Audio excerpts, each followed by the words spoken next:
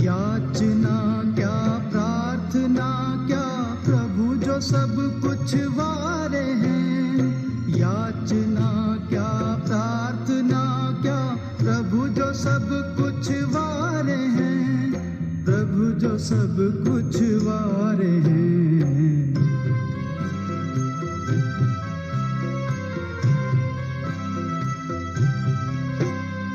हम तो हैं एक आत्मा, तन में चमकते तारे हैं।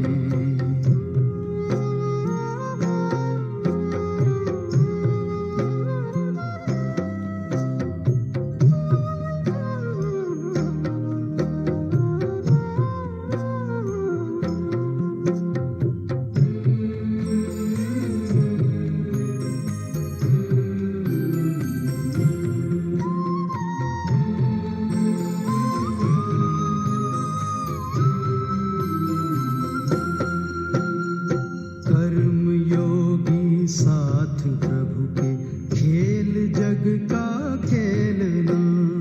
कर्मयोगी साथ प्रभु के, खेल जग का खेलना। और फिर हो करके साक्षी, कर्म अपने देखना। और फिर हो करके साक्षी, कर्म अपने देखना। खिल रहे हम कमल जैसे, सबसे न्यारे न्यारे हैं। खिल रहे हम कमल जैसे, सबसे न्यारे न्यारे हैं। सबसे न्यारे न्यारे हैं।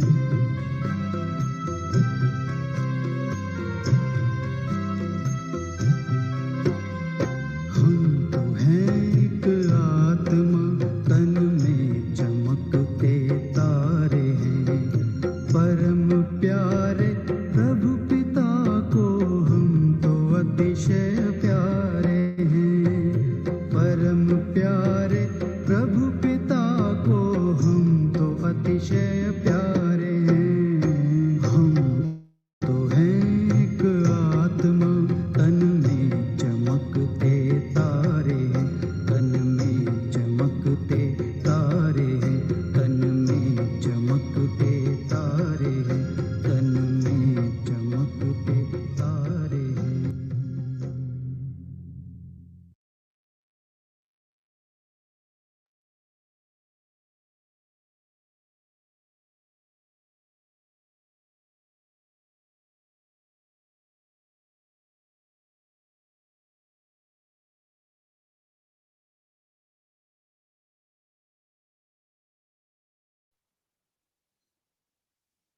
ओम शांति। Good morning.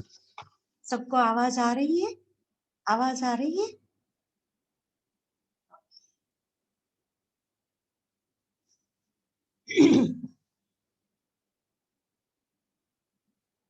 सभी ठीक हो आप? आपकी सभी की हेल्थ अच्छी है? कल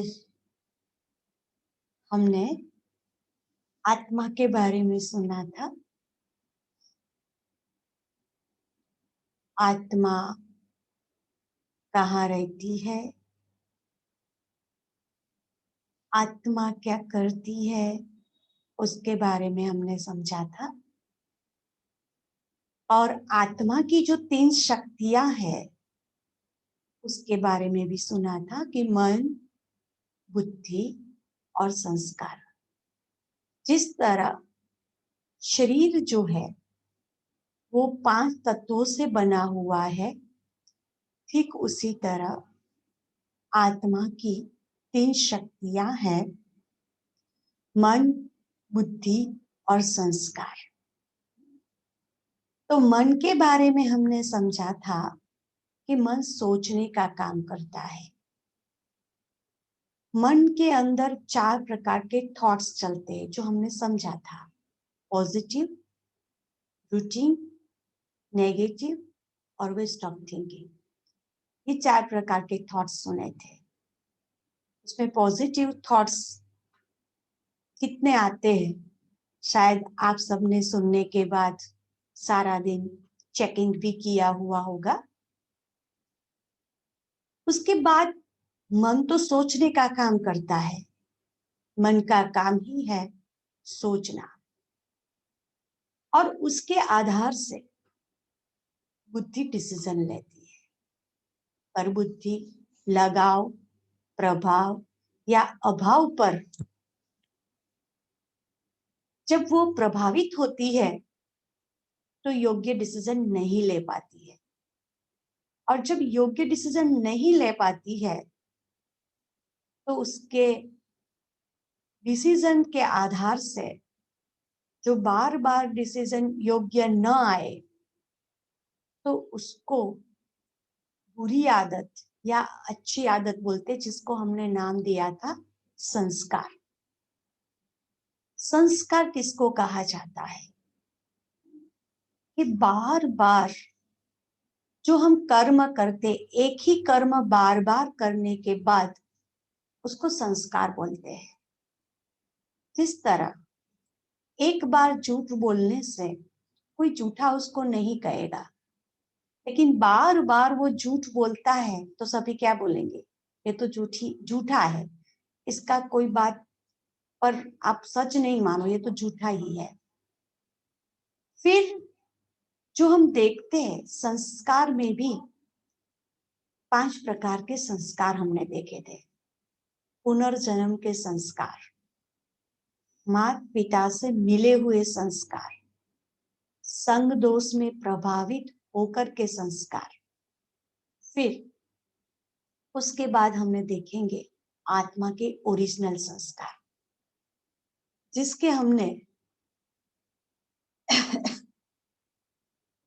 ओरिजिनल संस्कार में हमने देखा था कि शांति, प्रेम, सुख, आनंद, खुशी, ये आत्मा के ओरिजिनल संस्कार है, सतोगुणी, जो हम सबको प्रिय है। किसी को भी शांति नहीं प्रिय ऐसा नहीं होता है, जो जिस धर्म का होता है, फिर भी सबको शांति, पवित्रता, है ना, शुद्धता, आनंद, सुख की अनुभूति अच्छी लगती है, क्योंकि उसमें वो आत्मा का ओरिजिनल गुण है। आप सब भी बताइए, आप 3 दिन से सुन रहे, आपको क्या अच्छा लगता है? हाँ, अच्छा लगता है ना, जबकि आत्मा एक सूक्ष्म बिंदु स्वरूप है। हाँ? फिर उसके बाद हम देखते हैं कि हमारे जो ये कल हमने देखा था नाम, पद, लिंग, ये सब जब हमारा आत्मा इस शरीर से निकल जाएगी तो ये सारी टोपियां हमारी निकल जाएगी। फिर रहेगा क्या कि अंदर को चलाने वाली जो शक्ति है वो आत्मा है। आपको ऐसा भी लगता होगा कि बार बार 3 दिन से आत्मा आत्मा के बारे में समझा रहे हैं, क्योंकि वो समझने के बाद ही हम आगे जा सकते हैं। क्योंकि हमें क्या लेना है, हमें वो चाहिए जिससे हमारा मन शांति का अनुभव करे, सुख का अनुभव करे, शक्ति का अनुभव करे।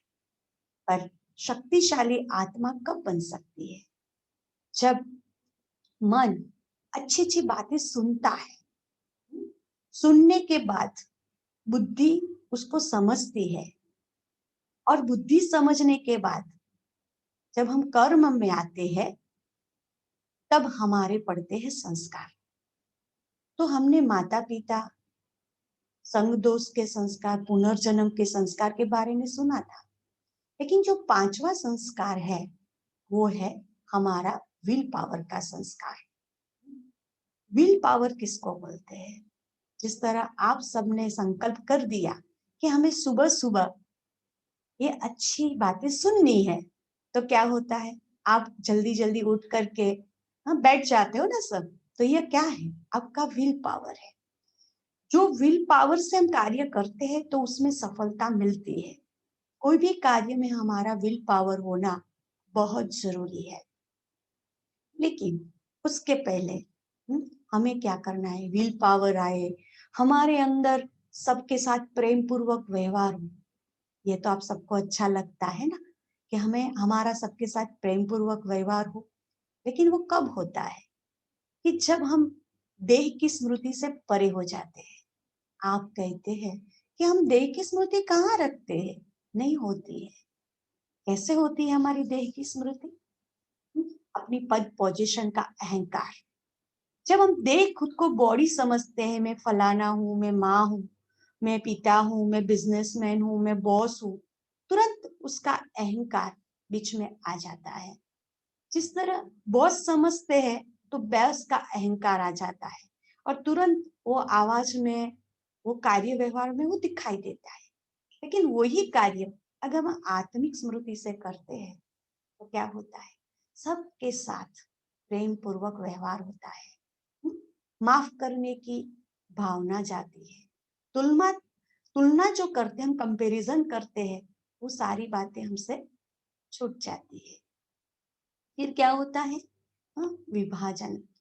देह की स्मृति समझते हैं तो जब देरानी जेठानी होती है तो क्या होता है? हम साथ में नहीं रह सकेंगे। क्यों?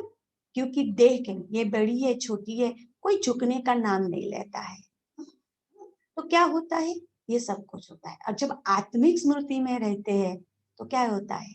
विश्व परिवर्तन, माना विश्व बंधुत्व की भावना जागृत होती है कि तब समझ में आता है कि विश्व एक नाटक है और नाटक के अंदर हम सबको एक पात्र मिला हुआ है, जिस पात्र को हम पार्ट प्ले कर रहे हैं।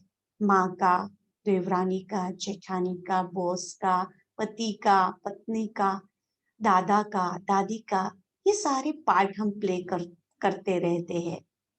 उसके बाद हम देखते हैं कि देह की स्मृति होती है तो हम इच्छाओं के अधीन हो जाते हैं। इच्छाओं के अधीन होना माना नहीं देखना है, देख लेते हैं। बोलना नहीं है, बोल देते हैं।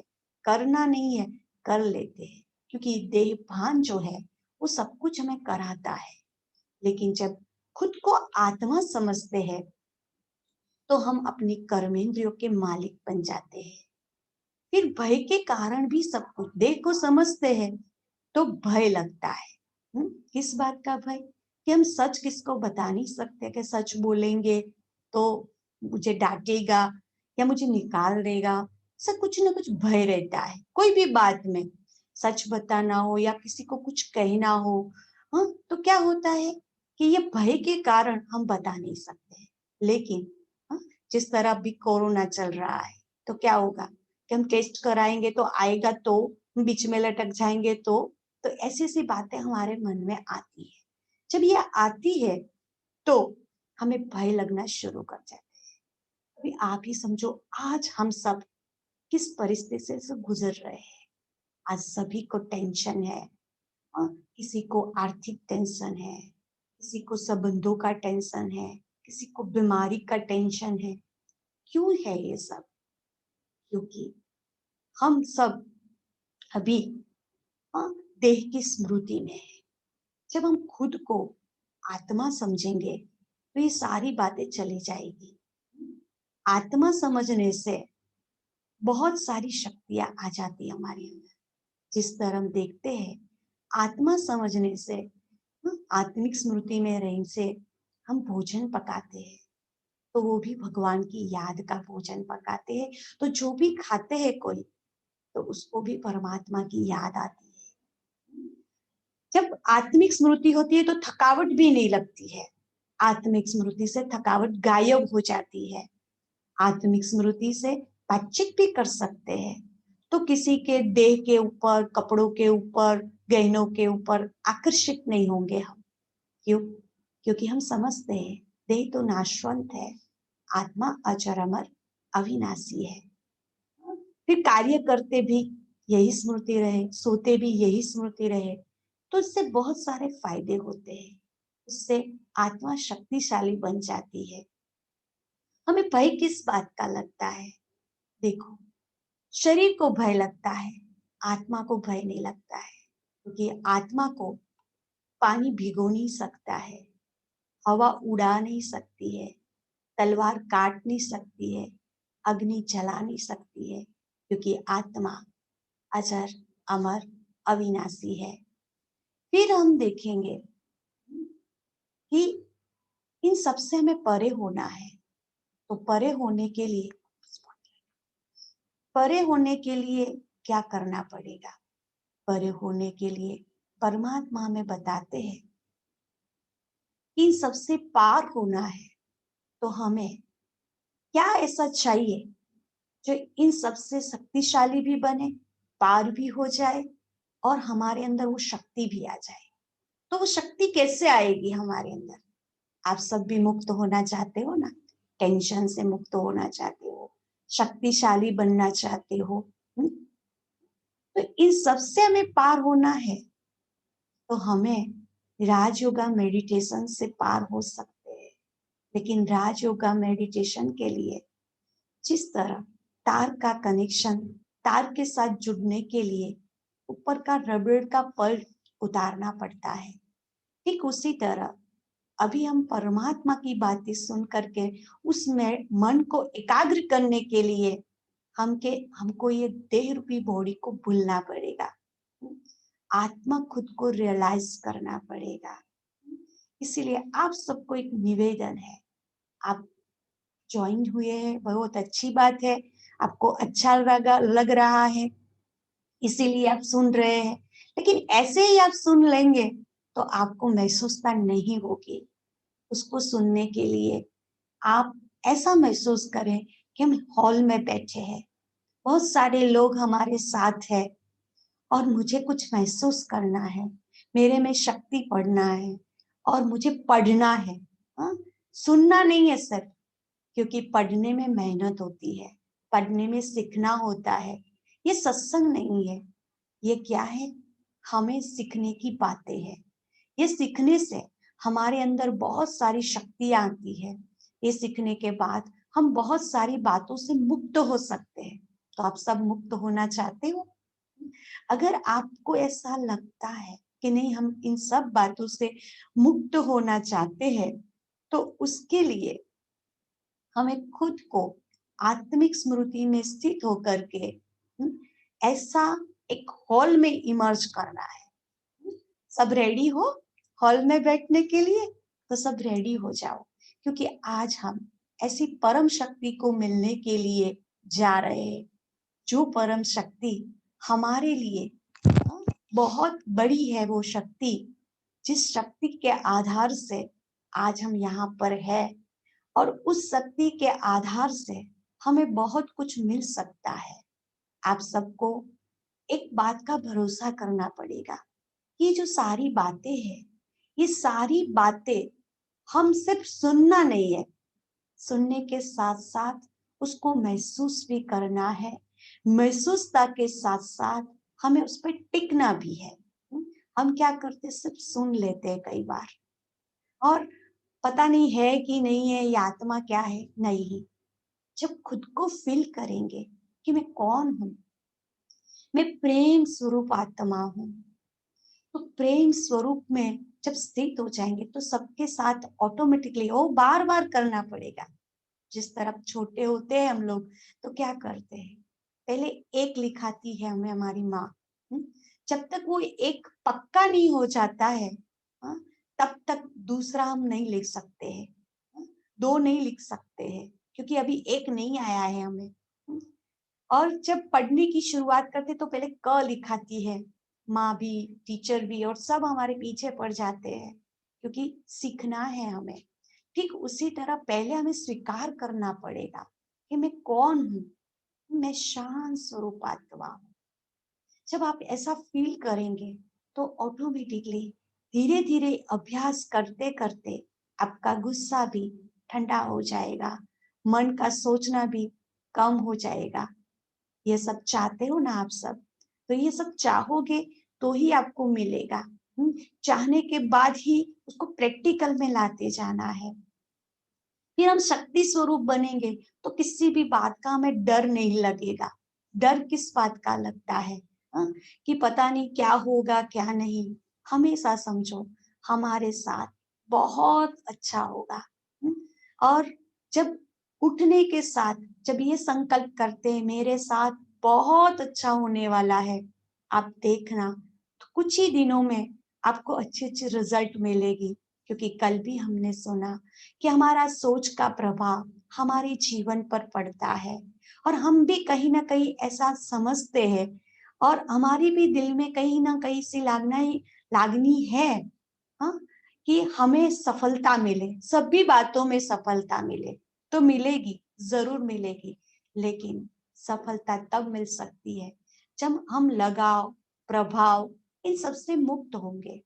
और उन सबसे मुक्त होने के लिए हमें चाहिए परमात्मा शक्ति। तो उस परमात्मा के बारे में जानेंगे, परमात्मा कौन है। हमने परसों भी सुना था ना कि ओम शांति शांति शांति। तो पहली ओम शांति तो हमने समझ ली। कल हम आप सबको एक होमवर्क दिया था, 2 दिन से दे रहे हैं कि मैं आत्मा शांत स्वरूप हूँ, वो अभ्यास करना। तो किस किसने किया, जरा अपना वीडियो ऑन कर सके, ऐसे हाथ हिला के बता सके तो अच्छी बात है। तो हमें भी अच्छा लगेगा कि आप सब सुन रहे हैं। हाँ, बहुत अच्छी बात। तो 2 आत्माओं ने लिखा। कोई चैट बॉक्स पर अगर वीडियो ऑन नहीं कर सकते हैं तो चैट बॉक्स पर भी लिख सकते हैं कि किस किसने किया। क्योंकि जितना आप अभ्यास करते जाएंगे ना तो उतना आपको फायदा होगा। सुनने से, सिर्फ सुनने से फायदा नहीं होगा। जिस तरह हम देखते हैं ना कि डॉक्टर होता है तो डॉक्टर क्या करता है, दवाई देता है, लेकिन उसकी परहेजी हम न करें तो हमें इतना रिजल्ट नहीं मिलता है। हाँ, हमें जो बोले कि ये नहीं खाना, ये नहीं पीना है, फिर भी हम चालू रखते हैं, हाँ, तो फिर उससे हमें दवाई का असर नहीं होगा।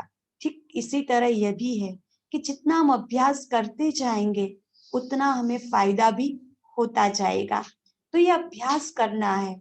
जो जो हमें होमवर्क आपको देते हैं वो करते जाएंगे ना तो आपको भी अच्छा लगेगा और हमको भी अच्छा लगेगा। हाँ, तो आज हमें ये सोचना है, हाँ, कि आज मेरे साथ सब कुछ बहुत अच्छा होगा। जब ये सोचेंगे ना फिर देखना आपके सारे दिन में, क्योंकि अच्छी सोच ने, अच्छी जितनी सोच करते हैं ना उसमें बॉडी में भी फायदा होता है। अब सबको पता है नेगेटिव थॉट से हमारी मेंटल डिप्रेशन की स्थिति आ जाती है। कल भी हमने आपको सुनाया था कि हमारे मन की कैपेसिटी है 25 सोच करने की, लेकिन 25 से ज्यादा हम कर लेते हैं। तो हर एक मनुष्य आत्मा जो 25 से ज्यादा कर लेते हैं वो टेंशन और डिप्रेशन में चला जाता है। पॉजिटिव सोच करने से उसके अंदर रोग प्रतिकारक शक्ति बढ़ती है। हाँ, हमारा ब्लड सर्कुलर भी अच्छा रहता है, और हमारी श्वास की गति भी नॉर्मल हो जाती है। और जब हम नेगेटिव सोचते हैं या वेस्ट सोचते हैं तो स्पीडी हो जाता है, हमारी श्वासों की गति स्पीडी हो जाती है, आयुष कम हो जाती है हमारी। हमें अच्छा जीना है, लंबा जीना है, तो हमें ये सब बातों का प्रयोग करना पड़ेगा। हम शारीरिक कसरत से शरीर को तंदुरुस्त कर सकते हैं, लेकिन अगर मन ही तंदुरुस्त नहीं है तो शरीर में इतना इफेक्ट नहीं होगा। इसीलिए शरीर को तंदुरुस्त करने के लिए जितनी एक्सरसाइज जरूरी है, ठीक उसी तरह मन जितना अच्छा होगा उससे हम बीमारियों से भी मुक्त हो सकेंगे, हमारे सारे घर के प्रॉब्लम भी सॉल्व हो जाएंगे, और हमारे अंदर वो शक्ति भी आती जाएगी। तो हमें 2 बातों को, कल हमने एक बात का समझा था कि आत्मा के बारे में, मन बुद्धि संस्कार के बारे में। अभी आज हम समझेंगे गॉड रियलाइजेशन। गॉड रियलाइजेशन माना क्या, वो परम शक्ति को आपसे मिलाने के लिए ले जा रहे हैं कि वो परम शक्ति कौन है, जिससे हमें क्या फायदा होता है, जिससे हमें क्या महसूसता होती है, वो समझेंगे। वो शांति के सागर से हम मिलेंगे, जिस शांति के सागर से मिलने से हमें शांति मिलती है। जिस तरह पावर का कनेक्शन पावर हाउस के साथ होता है, ठीक उसी तरह जब खुद को आत्मा समझ करके उस परम शक्ति से मिलते हैं तो बहुत फायदा होता है।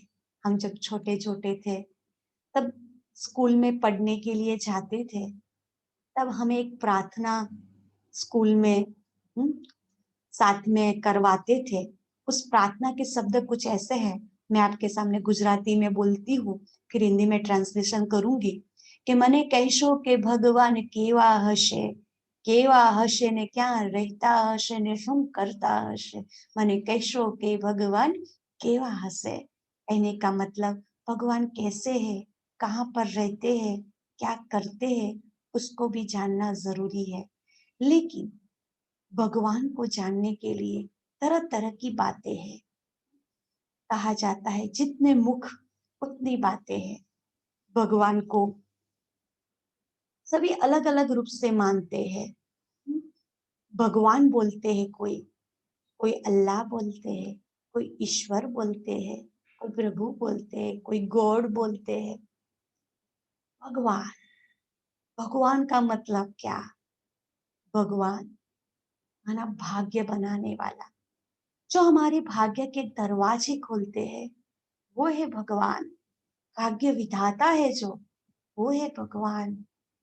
प्रभु जो पार ब्रह्म में ले जाता है, वो है प्रभु। ईश्वर अल्लाह जो हर एक के दिल के स्वर को सुनता है, माना दिल की आवाज को सुनता है, वो है ईश्वर। उसको परमात्मा भी बोलते हैं। परमात्मा का मतलब होता है सबसे ऊंचे से ऊंची आत्मा, जिसको बोलते हैं परमात्मा। फिर सब कोई कहते हैं प्रकृति एक भगवान है, माना कुदरत को भगवान मानते हैं।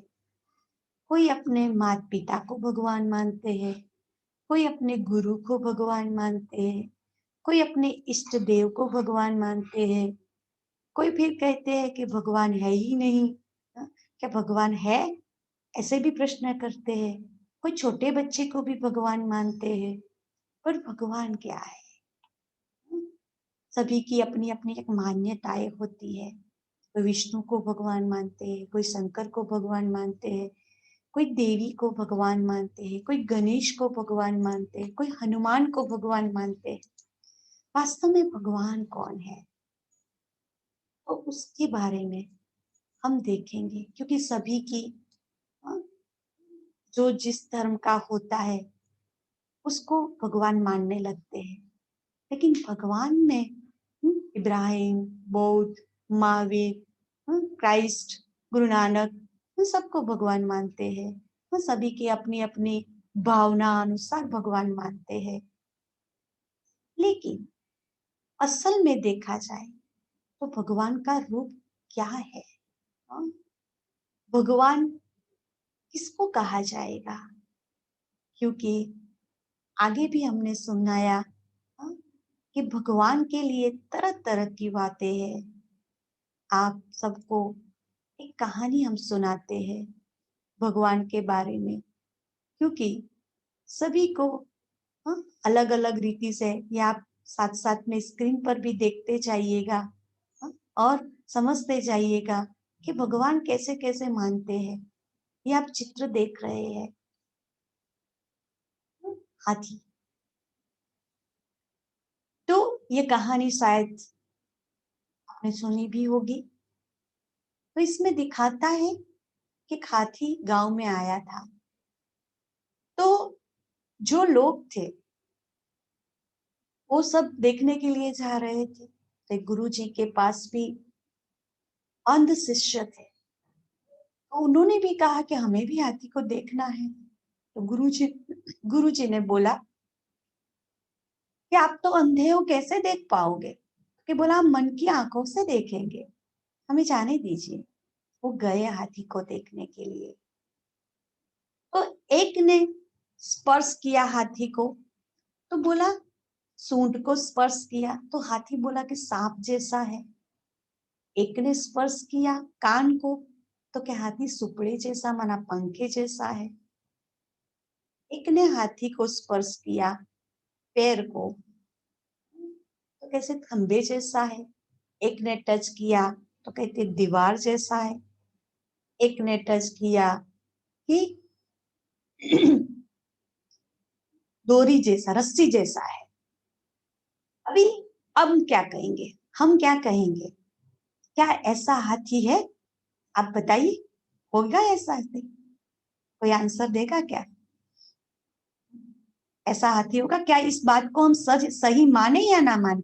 ये जो 4 लोग हैं, 5 लोग जिसने हाथी देखा, तो आप बताइए ये 5 सही है या झूठे हैं? आप बता सकते हो?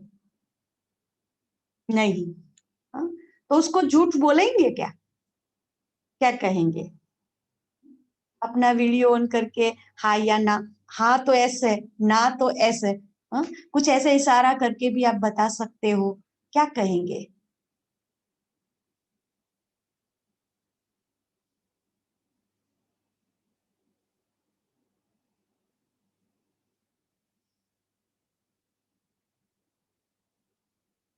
सुनाई देता है सबको क्या?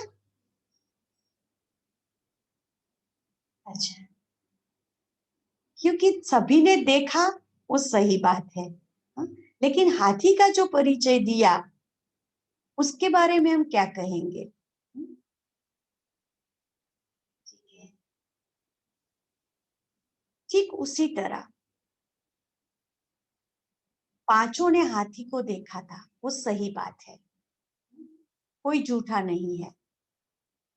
और अपने हिसाब से उन्होंने बताया, वो भी सही बात है, क्योंकि वो अपनी रीति से बोलते हैं। हाथी ऐसा था नहीं, लेकिन अपने महसूसता के आधार से उन लोगों ने बताया। ठीक उसी तरह परमात्मा के बारे में भी ऐसा है कि श्रद्धा और भावना से लोगों में जिसके अंदर श्रद्धा बैठी, उसको ही वो लोग भगवान समझने लगे। अभी श्रद्धा के बारे में बात बताऊं तो मैं आपको एक कहानी सुनाती हूँ। इस श्रद्धा के अंदर हम देखा जाए कि एक बार अकबर और बीरबल था। अकबर और बीरबल था, दोनों के अंदर एक चर्चा हुई। वो चर्चा कुछ इस प्रकार की थी। अकबर ने बोला श्रद्धा बढ़ी या भावना बढ़ी? क्या बढ़ी? विश्वास बढ़ा कि श्रद्धा बढ़ी? माना श्रद्धा या भावना, दोनों में उनकी चर्चा हुई। तो उसके बाद बीरबल ने बोला श्रद्धा बढ़ी। अकबर ने बोला वो कैसे? तो बीरबल ने कहा कि आप मुझे थोड़े टाइम का वक्त दीजिए, मैं आपको बता दूंगा कि श्रद्धा बढ़ी या भावना बढ़ी। तो ठीक है। तो जो बीरबल था, उसने कुछ दिनों के बाद एक जगह पर गधा मर गया था। तो जिस जगह पर गधा को दफनाया, तो उसमें एक भाई को बिठा दिया और छोटा सा मंदिर बना दिया और उस पर लिख दिया गधा महादेव, गधा महादेव ऐसे लिख दिया। और फिर उस भाई को बोला कि आप इधर बैठो, पूजा करो, ये सब कुछ करो। उसके बाद राजा जी को और बोला कि कोई भी आए ना तो उसको ये फल देना। तो कि ठीक है। फिर राजा जी वहां से पसार हुए। किसी ने बोला कि महाराज यहाँ का जो गधा महादेव है ना, बहुत फेमस है और उसके पास जाने से हमारी सारी मन की मनोकामना पूर्ण हो जाती है, और आपको वारिस नहीं है तो आपको वारिस भी मिल जाएगा। तो राजा बोलते हैं चलो देखते हैं, ये करने से अगर वारिस मिल जाता है तो फिर। तो महाराज वहां गए।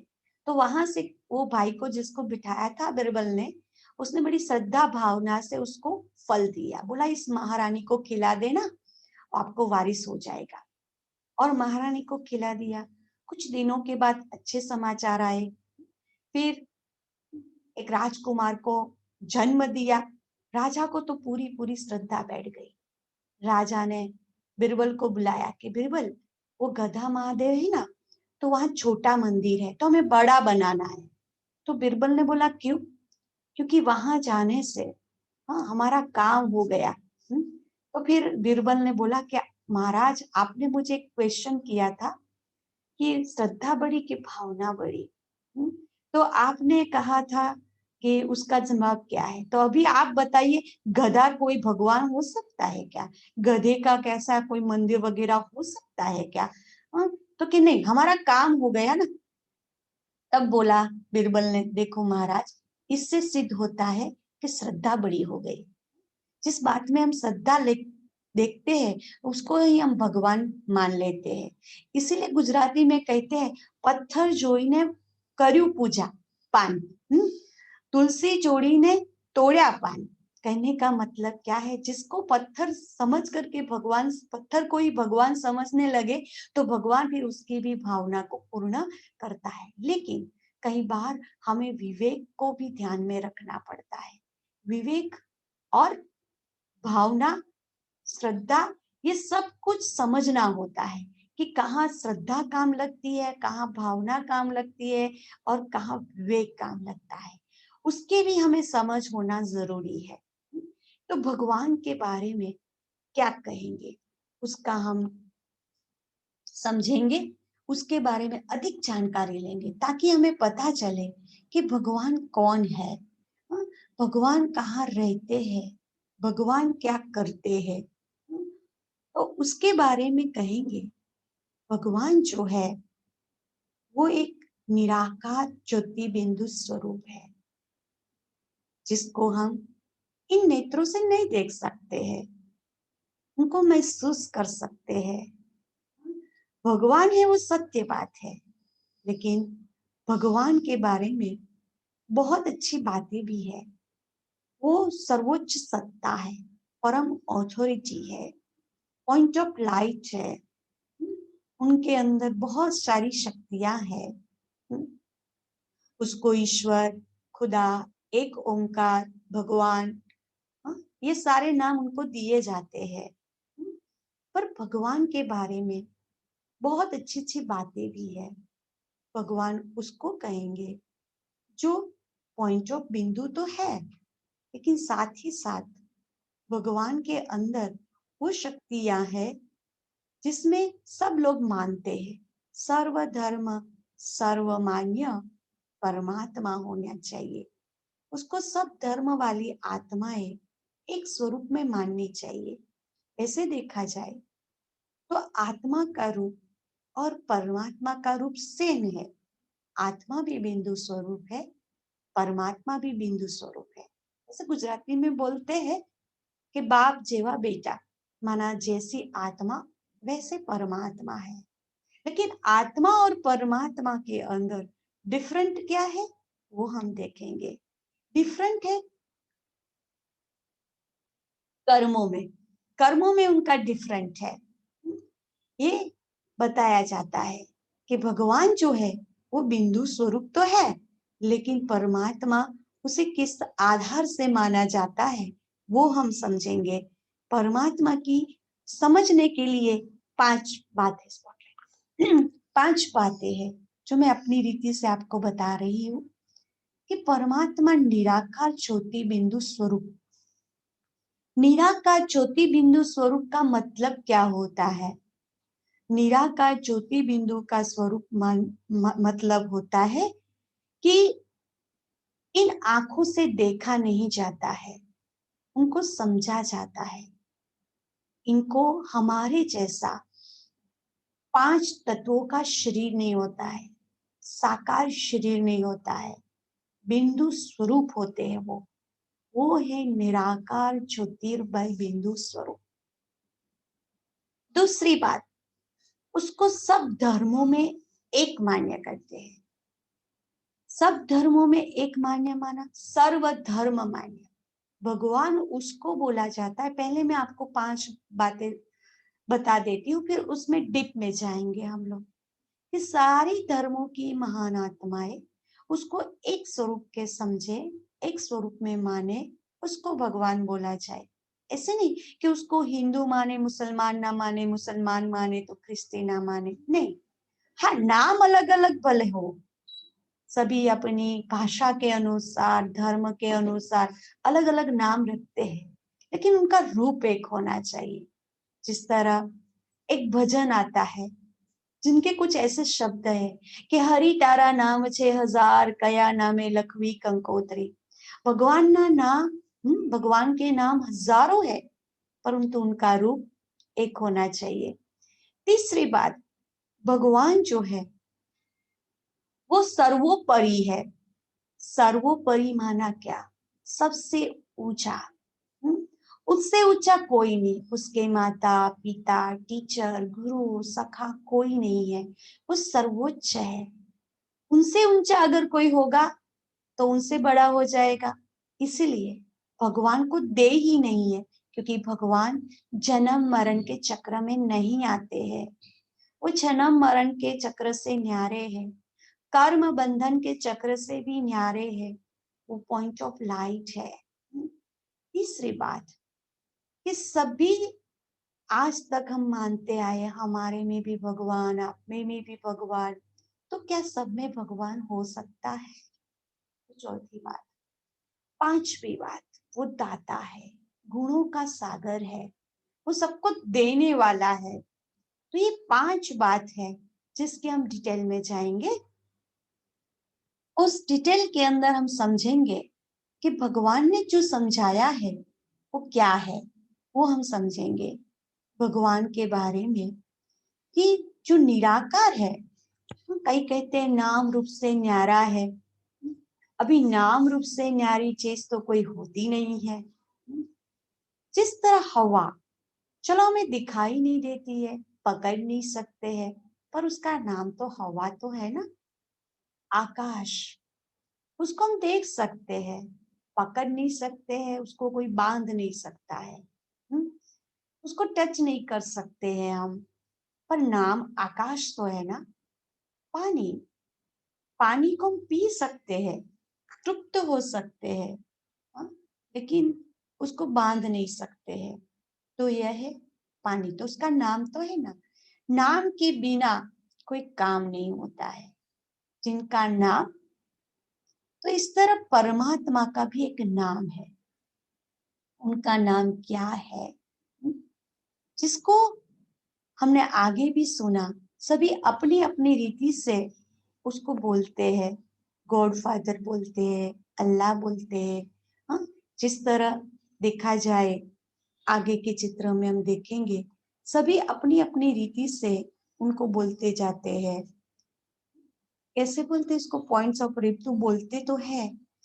परमात्मा एक है वो भी बोलते हैं, लेकिन एक ओंकार भी बोलते हैं। एक ओंकार का मतलब क्या है?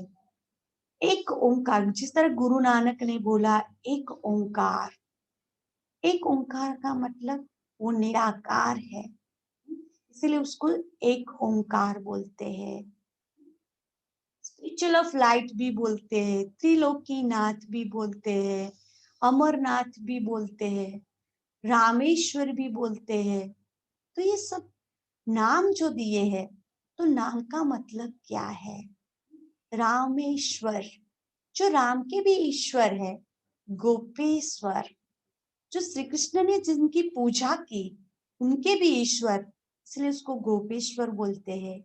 योगेश्वर भी बोलते हैं, सोमनाथ भी बोलते हैं। सोमनाथ, हाँ, जो हम सबको सुबह रस पिलाते हैं, इसलिए सोमनाथ भी बोलते हैं।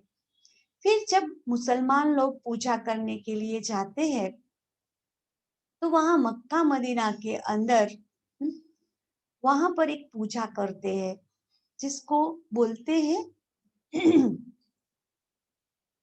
गॉड इज लाइट भी बोलते हैं, जिसने यीशु क्रिस्त ने भी बोला है। गीता जी में भी लिखा है यदा यदा ही धर्मस्य, माना जब जब धर्म की ग्लानि होती है तब भगवान आते हैं। इससे भी सिद्ध होता है कि भगवान यहाँ पर नहीं है, इसलिए भगवान आने को बोलते हैं। उसके बाद गीता जी में भी लिखा हुआ है, हाँ, कि परमात्मा एक ज्योति स्वरूप निराकार है। तो वो निराकार के रूप में भी उसको मानते हैं। अभी उसकी डिटेल में जाएंगे हम कि परमात्मा जो है जिनको हम स्वरूप मानते हैं निराकार के रूप में, तो निराकार का मतलब क्या होता है? हाँ? जो हमने आगे भी सुना, अभी उसके नाम जो आगे हमने पढ़ा स्क्रीन पे, शिव। हम्म? अब हम देखते हैं, हम सबके नाम हमारे बॉडी के आधार से या जिसको जो पसंद आया उस आधार से नाम रखते हैं। अभी आपको हंसने की एक बात सुनाती हूँ कि कोई शिव बोलते, माना किसी का नाम हसमुख है मान लीजिए, पर कभी देखते रहते हैं वो रोता ही रहता है। किसी का नाम शांति है, लेकिन अशांति फैलाने के सिवा उसे कुछ आता ही नहीं है। किसी का नाम प्रेम भाई है, पर गुस्सा ही करता रहता है। एक हंसने की बात सुनाती हूँ। एक भाई था, बहुत बुद्धिशाली था, परंतु उनका नाम था बुद्धूराम। अभी उसकी पत्नी बार बार उसको बोले कि आपका नाम आप चेंज करा दो, कैसा नाम रखा है आपके माँ बाप ने। तो उसको अच्छा नहीं लगा, तो अपने गुरुजी के पास जाता है और गुरुजी को बोलता है कि गुरुजी मेरा नाम चेंज कर दो आप, मुझे यह नाम नहीं रखना है। तो गुरुजी ने बोला ठीक है, आप एक ऐसा काम करो, गांव में जाओ, जिसका नाम वैसे गुण हो ऐसा की लिस्ट बनाकर आप लेके आओ, फिर आपका नाम रखेंगे। तो कि ठीक है। तो गांव में जाता है तो एक बहन मिलती है। सीधे सीधे किसी का नाम तो पूछ नहीं सकते हैं, तो उस बहन को पूछा कि बहन जी आपका नाम क्या है? तो कि लक्ष्मी बहन है। अच्छा बहन जी, आप कहाँ पे जा रहे हो? तो कि मैं नौकरी करने जा रही हूँ। फिर थोड़ा आगे गए तो वहां पर देखा एक भिखारी बैठा हुआ है। पूछा भाई तेरा नाम क्या है? बोला धनपत राम। फिर उसके आगे गए तो किसी की डेड बॉडी को लेकर के सब जा रहे थे शमशान यात्रा में। तो वहां जा रहे थे तो वहां पर उन्होंने देखा, उस यात्रा में जुड़ गए। फिर वहां पर जाकर आगे आगे आगे जाकर के उनके जो रिलेटिव थे उनको पूछा कि किसने शरीर छोड़ा है, कौन मर गया है इधर? तो बोला हमारा भाई मर गया है। अच्छा, आपके भाई का नाम क्या था? तो कि अमर भाई। फिर खुद ब खुद बोला लक्ष्मी करे नौकरी, धनपत मांगे भीख, अमरनाथ भी मर गया तो बुद्धू नामी ठीक। और बुद्धू नामी सही है। तभी उसको पता चला, कहने का मतलब है जो हम सबके नाम है उस नाम के आधार से कर्म नहीं होते हैं, परंतु परमात्मा का जो नाम है उस नाम के आधार से उनका कर्म होता है। वैसे तो उनके अनेक नाम है, माना जिसको जिस भावना से पूजा और उनकी श्रद्धा पूरी हुई वो नाम उनको रख दिया। जिस तरह एग्जाम्पल ले ले हम कि भगवान को, शिव परमात्मा को भूतनाथ भी बोलते हैं। भूतनाथ का मतलब क्या होता है कि हमारे अंदर काम, क्रोध, लोभ, मोह, अहंकार, ये जो 5 विकार है उस 5 विकार को भूत बोलते हैं, उसको भगाते हैं तो उसको भूतनाथ बोलते हैं। फिर उसको रामेश्वर भी बोला। रामेश्वर का मतलब क्या हुआ कि राम के भी वो इष्ट देव है, इसलिए राम का नाम, उनका नाम पड़ गया रामेश्वर। इसीलिए माना जिसके जैसी भावना बैठी उस अनुसार नाम पड़े।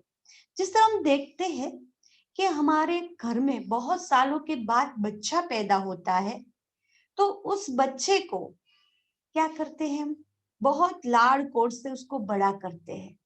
लाड़ कोड़ से जब बड़ा करते हैं तो माँ उसको अलग नाम से पुकारेगी, पापा उसको अलग नाम से पुकारेगा, दादी उसको अलग नाम से पुकारेगी, स्कूल में अलग नाम चलेगा, क्योंकि बहुत सालों के बाद हुआ है। ठीक उसी तरह भगवान भी सबको बहुत प्यारा है, क्योंकि वो दुख हरता और सुख करता है। सबको प्यार करते हैं वो, और सबके दुखों को हरता है, सबके कष्टों को नष्ट करता है। इसीलिए जिसको जो भावना बैठी उस अनुसार उनके नाम रख दिया। लेकिन उनका सही जो नाम है वो है शिव। शिव का मतलब क्या होता है? शिव का मतलब होता है कल्याणकारी, शुभकारी और मंगलकारी। कि भगवान हमेशा सबका कल्याण करते हैं, सबको सुख देते हैं। उसको भोलानाथ भी बोलते हैं क्योंकि वो सबको भला करने वाला है, इसलिए उसको भोलानाथ भी बोलते हैं। भगवान के अंदर इतनी वो होती है कि हम सबको दुख हर करके सुख को संभाल लेता है। हमारे विकारों को वो पी लेता है, इसलिए उसको नीलकंठ भी बोलते हैं। जहर को पी लेता है, विकार एक जहर बोलते हैं, उस विकार को पी लेते हैं, उसको नीलकंठ भी बोलते हैं। तो यह परमात्मा शक्ति जो है वो सबसे बड़ी है। अभी आपको ध्यान लगाना है, मेडिटेशन करना है, हमारे अंदर शांति लानी है, हमें सब दुखों से मुक्त होना है, परेशानियों से मुक्त होना है।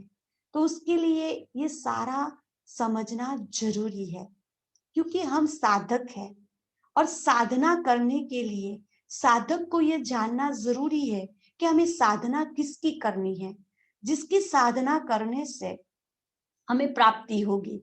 जब तक वो बेसिक समझ में नहीं आएगा तब तक हम प्राप्ति नहीं कर सकेंगे। तो आज अभी हम सभी बहुत अच्छी तरह से बैठ जाएंगे।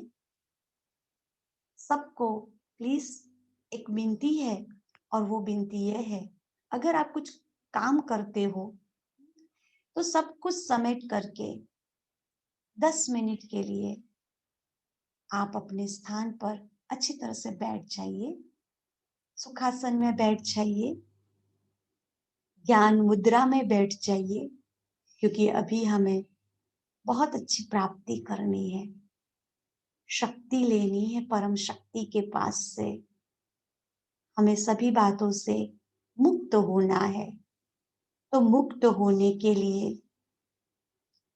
सबको, हम सबको सभी बातों से समेटना होगा। ठीक है, तो सभी बैठ जाइए। अभी हम कुछ क्षणों के लिए अपने आप को देखेंगे, उस परम शक्ति को देखेंगे। सभी बैठ जाइए।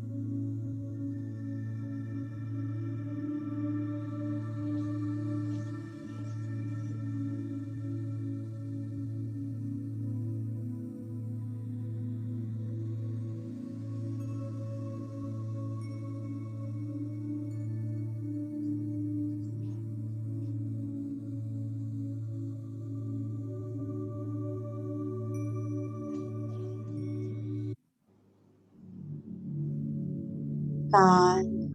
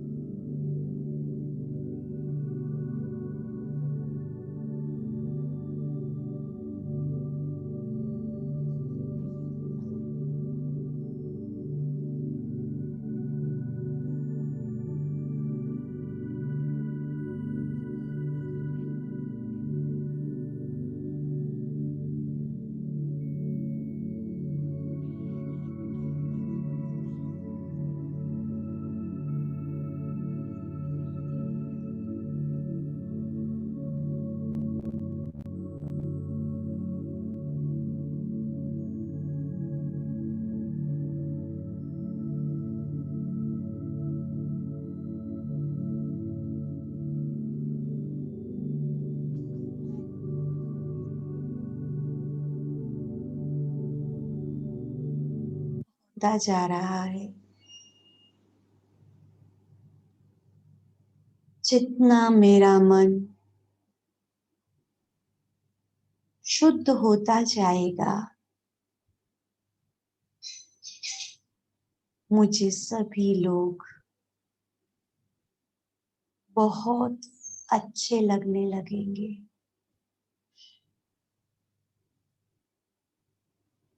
सभी बहुत अच्छे हैं।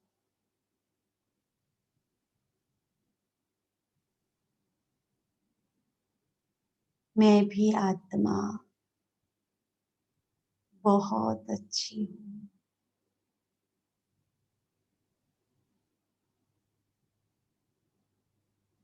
क्योंकि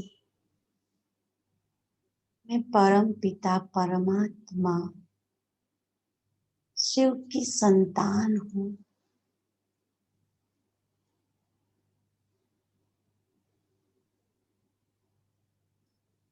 उनसे मुझे शक्ति मिल रही है।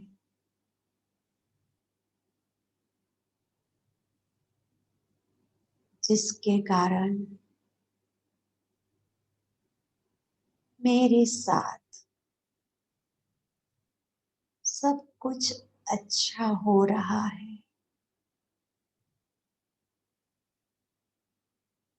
आज से, अभी से मेरे जीवन में सब कुछ बहुत अच्छा होने जा रहा है।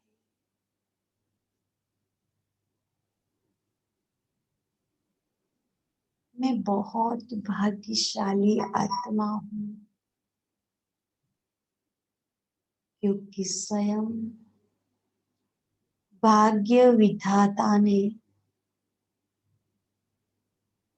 मेरे भाग्य के दरवाजे खोल दिए हैं।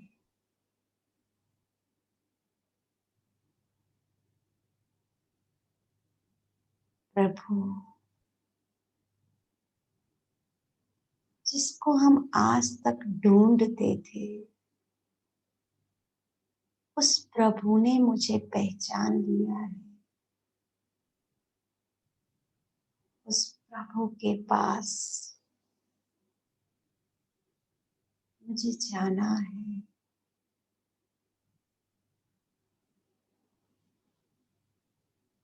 उसके लिए मुझे इस बॉडी को भूलना पड़ेगा।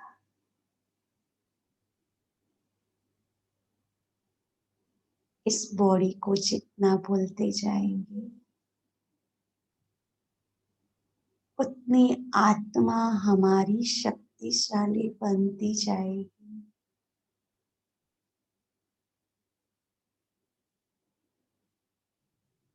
क्योंकि यह बॉडी मेरा एक वस्त्र है।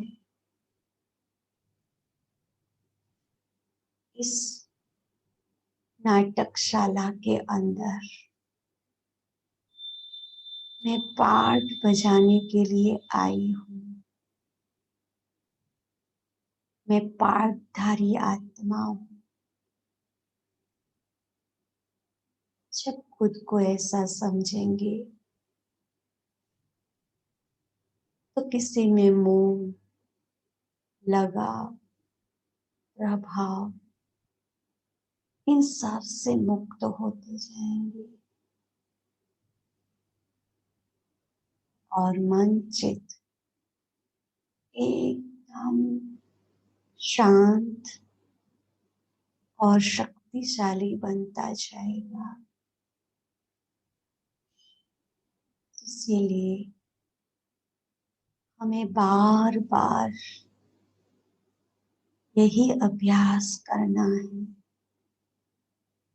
मैं शांत स्वरूप आत्मा,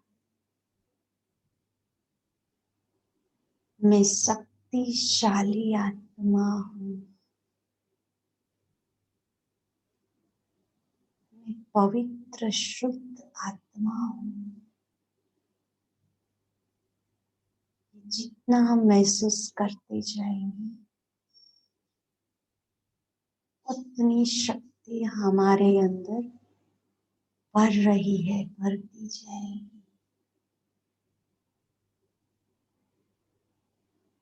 ऐसा हर रोज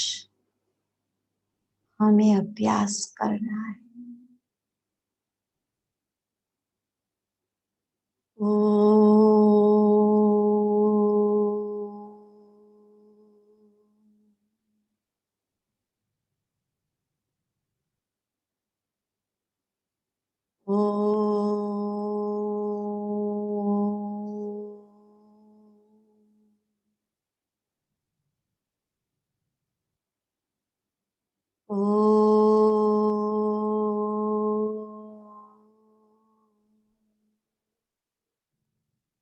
शांति शांति।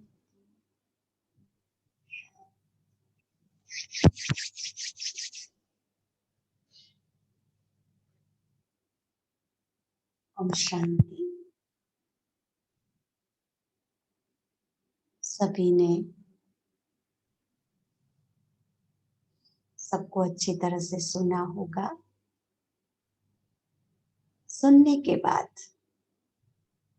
आप जितना अभ्यास में लाते जाएंगे उतना फायदा होता जाएगा। तो आज गॉड के बारे में थोड़ा बहुत सुना हमने। कल हम बहुत और भी सारी बातें सुनेंगे। सुनने के बाद हम कल गॉड रियलाइजेशन करेंगे, परमात्मा को महसूस करेंगे, उनकी शक्तियों को महसूस करेंगे। और जितना महसूस करते जाएंगे उतना हम शक्तिशाली बनते जाएंगे। सारी चिंताओं से, सारे बंधन से धीरे धीरे मुक्त होते जाएंगे। तुरंत तो नहीं होगा ना, उसके लिए अभ्यास तो करना पड़ेगा ना। इसीलिए मैं शांत स्वरूप हूँ, वो तो अभ्यास करना ही है। लेकिन ये सोच हमें रखनी है कि आज से सब कुछ मेरे साथ बहुत अच्छा होगा। इसीलिए जिसने लिखा है मैं आत्मा शांत स्वरूप हूँ, अच्छी बात है। जिसने नहीं लिखा है वो लिखने का अगर प्रयत्न करे तो अच्छी बात है। और दूसरी बात, खुद को स्ट्रॉन्ग करने के लिए मैं शक्तिशाली आत्मा हूँ, यह भी अभ्यास करते रहेगा। ठीक है, बाकी सबकी हेल्थ अच्छी होगी और सदा अच्छी रहे, ऐसी हम बहनों की दुआएं है। अच्छा, ठीक है। ओम शांति।